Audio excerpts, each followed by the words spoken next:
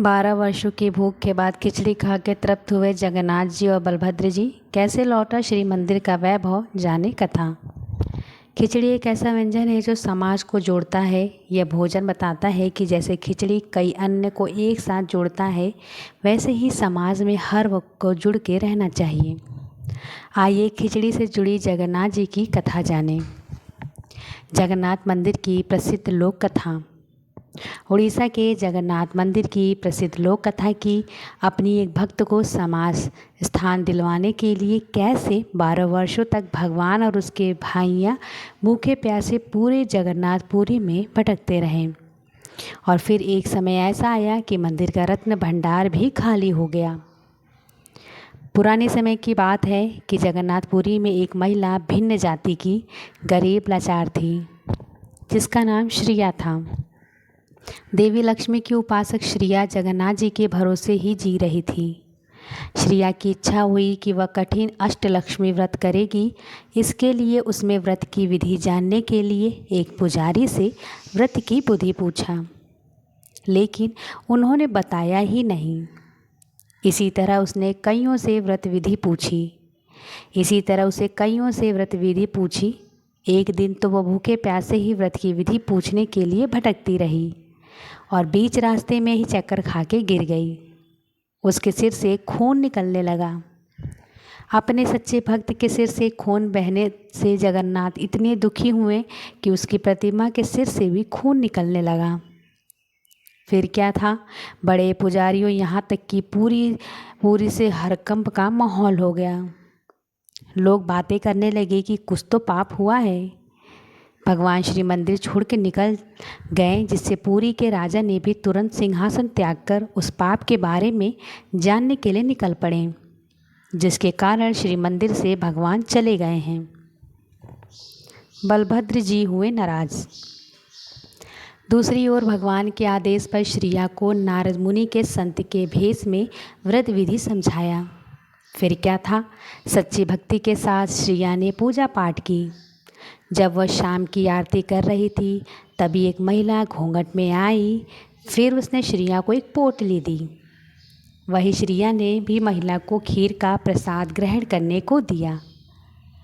जब महिला ने प्रसाद खाने के लिए घूंघट उठाया तो श्रिया की आंखें फटी रह गई, सुध बुध खो बैठी।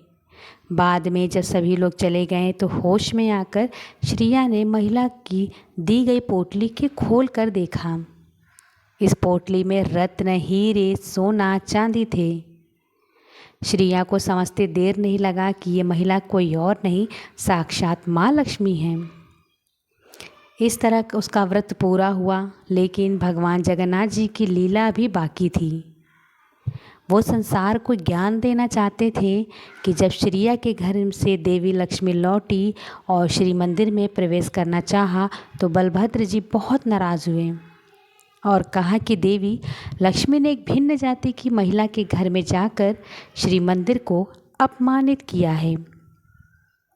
देवी लक्ष्मी ने भिन्न जाति की महिला के घर भोजन किया है और वह प्रसाद हमें खिलाकर हमें लोगों को भी भ्रष्ट करना चाह रही हैं।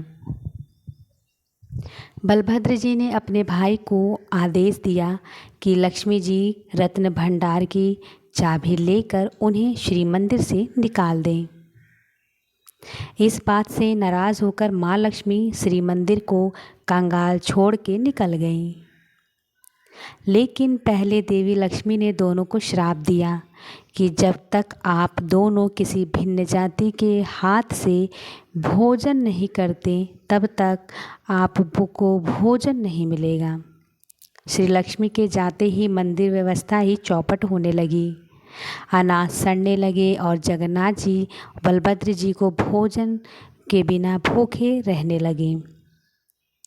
दोनों को भिक्षा नहीं मिल पाती। जहाँ जाते भोजन खत्म हो जाता या गिर जाता था। जगन्नाथ जी और बलभद्र जी 12 साल तक भूखे रहे। भटकते हुए एक दिन जब वे समुद्र तट पे गए तो वहाँ पर उनको मंगल ध्वनियाँ और मंत्र सुनाई दिए। ध्वनिया के आधार पर दोनों एक भवन पे पहुँचे। वहाँ बलभद्र ने एक सेविका से जानकारी हासिल की तो पता चला कि यहाँ पर यज्ञ हुआ है।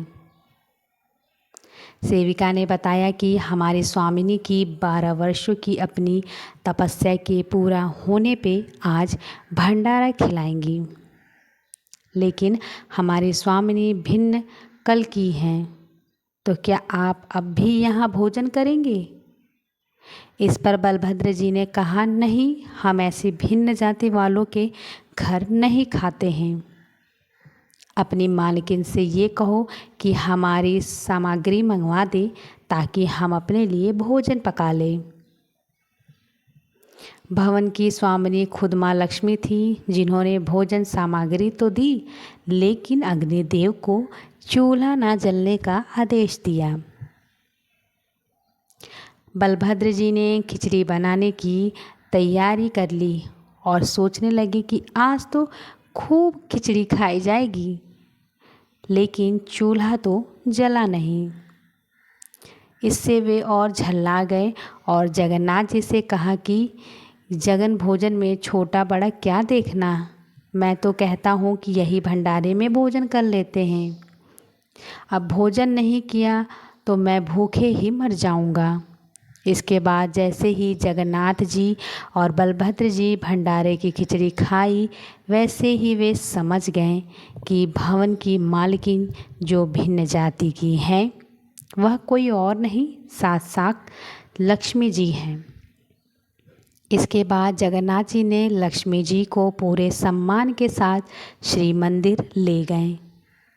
भगवान ने इस लीला से यह उदाहरण दिया कि कैसे खिचड़ी खाकर उन्होंने पूरी से भेदभाव को खत्म कर दिया।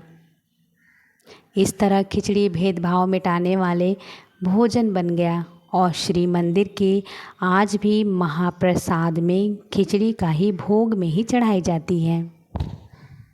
ऐसे ही पौराणिक कहानियाँ सुनने के लिए मेरे चैनल को सब्सक्राइब कर लें। मिलते हैं नेक्स्ट वीडियो में, तब तक के लिए राधे राधे।